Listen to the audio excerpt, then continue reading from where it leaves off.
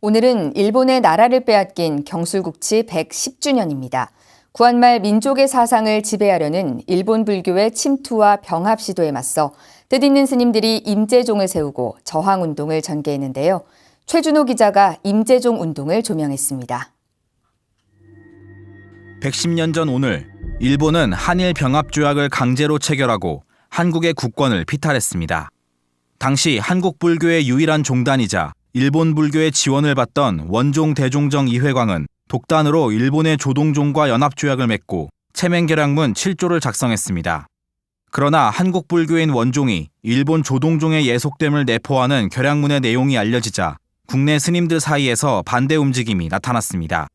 만해 한용운 스님, 석전 박한영 스님 등을 주축으로 전국적인 반대운동이 일어났고 1911년 1월 순천 송광사에서 원종을 부정하는 새로운 종단인 임재종을 세우기로 결의했습니다.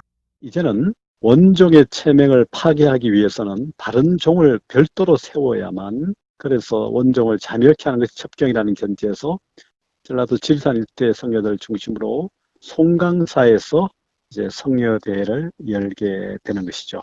이렇게 해서 이제 임재종 운동이 시작되는 겁니다. 관장으로 경운 스님이 추대되고 연로한 경운 스님을 대리해 만해 스님이 종무를 맡아 광주 등지에 포교당을 설치하는 등 활발한 활동을 전개했습니다. 서울의 원종과 대치하던 호남의 임재종은 임시 종무원을 동네 범어사로 옮긴 후 대구, 부산, 서울에 포교당을 세우면서 교세를 전국적으로 확대합니다.